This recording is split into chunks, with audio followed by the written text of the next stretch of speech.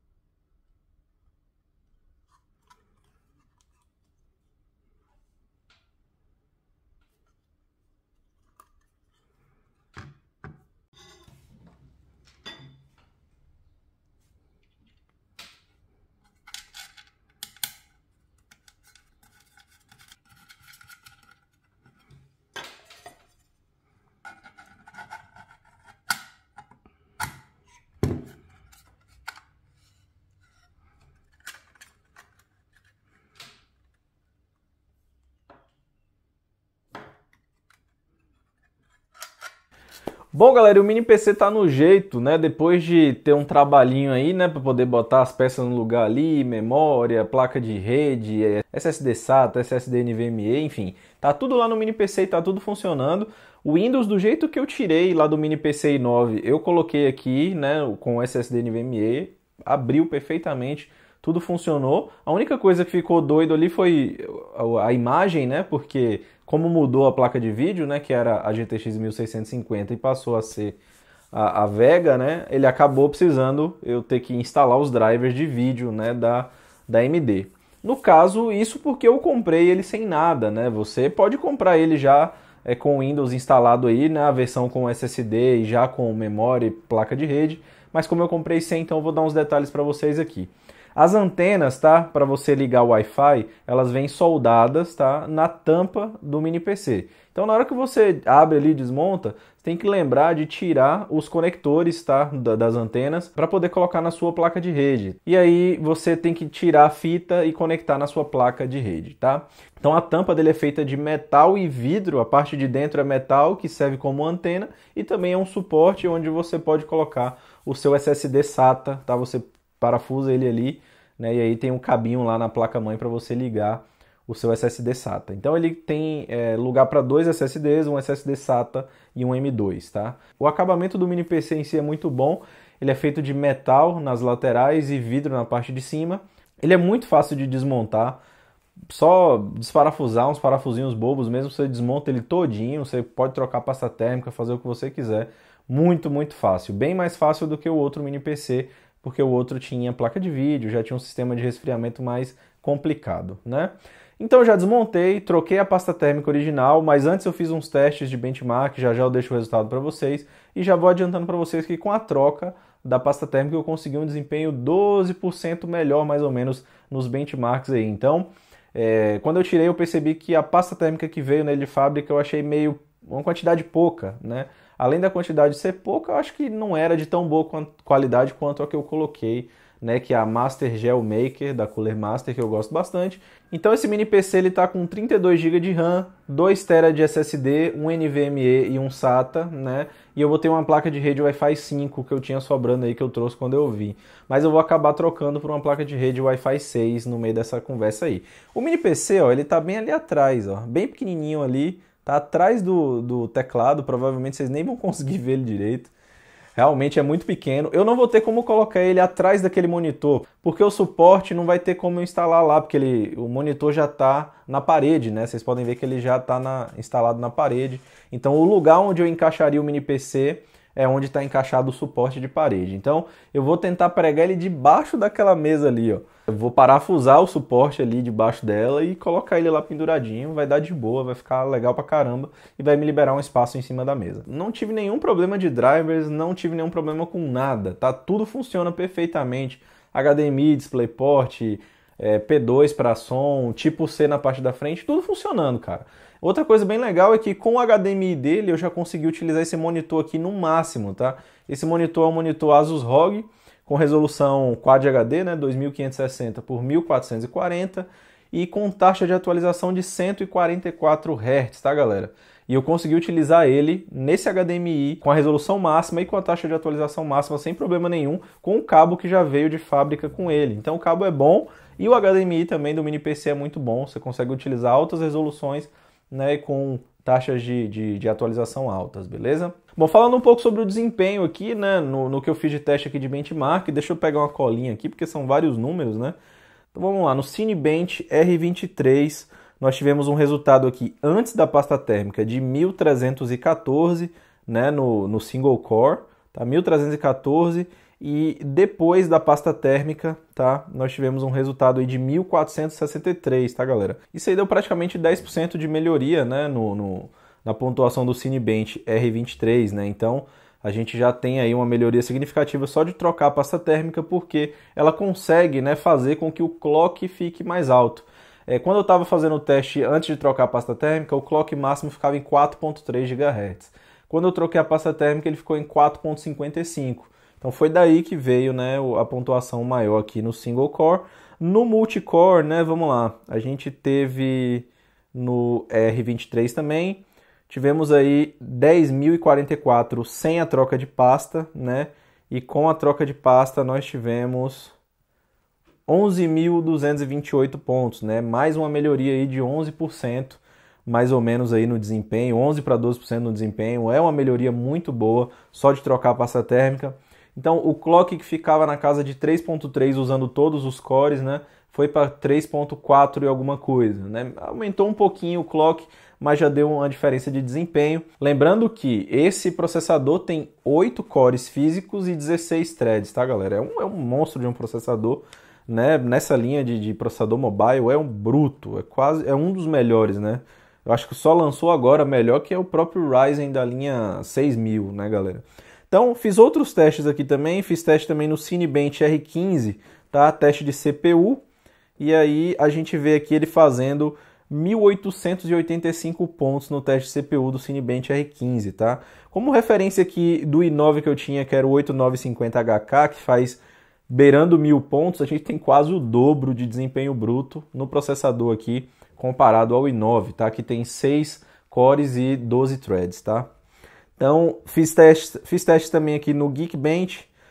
No Geekbench aqui a gente conseguiu 1.477 de single core e 8.000 de multicore, tá? Pontuação muito boa aí, realmente, processador bem forte. No teste de OpenGL do Geekbench deu 16.900 pontos e no teste do Geekbench do Vulkan, né, deu 18.491 pontos, tá? Lá na BIOS a gente pode ver que ele tem a opção de TPM 2.0 e aceita a instalação do Windows 11 sem problema nenhum, ele reconhece, você pode fazer a instalação do Windows 11 sem problema nessa máquina diretamente, tem suporte, então as pessoas perguntam muito isso, já vou confirmando para vocês aqui que tem suporte. Tem opções lá para você mexer com timing de memória, fazer overclock do processador, né, fazer overclock da memória RAM, né, tem muita opção ali, tá, galera? Você pode setar a quantidade de memória que você quer destinar para o vídeo, já que ele é um board, né? E eu não posso dizer para vocês o resultado dele de games ainda, mas eu falo isso aí no review e também vou fazer mais uns benchmarks. Mas por enquanto eu estou usando memórias de 2.666 MHz, tá? Dois pentes de 16 GB, porque eu já tinha um pente e eu só comprei mais um para completar. Futuramente, quem sabe, eu faça um upgrade, porque a plataforma da AMD funciona muito bem com clocks mais altos de memória. Então vou ver se eu compro alguma memória aí de pelo menos 3.200 MHz para poder dar uma melhoradinha no desempenho. Então, resumindo, né, aqui ele já está com um desempenho muito bom, mas pode ficar melhor ainda se você compra memórias com clock mais alto, tá? Vale a pena deixar isso destacado para vocês.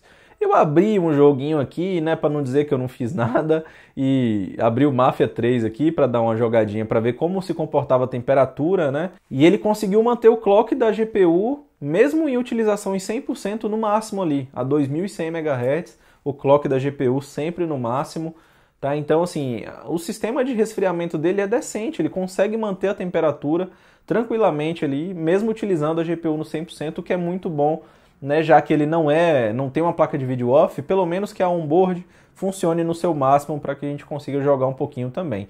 Também usei ali o DaVinci Resolve para dar uma editadinha rapidinho em 4K para ver se ficava liso, 100% liso, sem problema nenhum, mas mais detalhes eu deixo para vocês depois.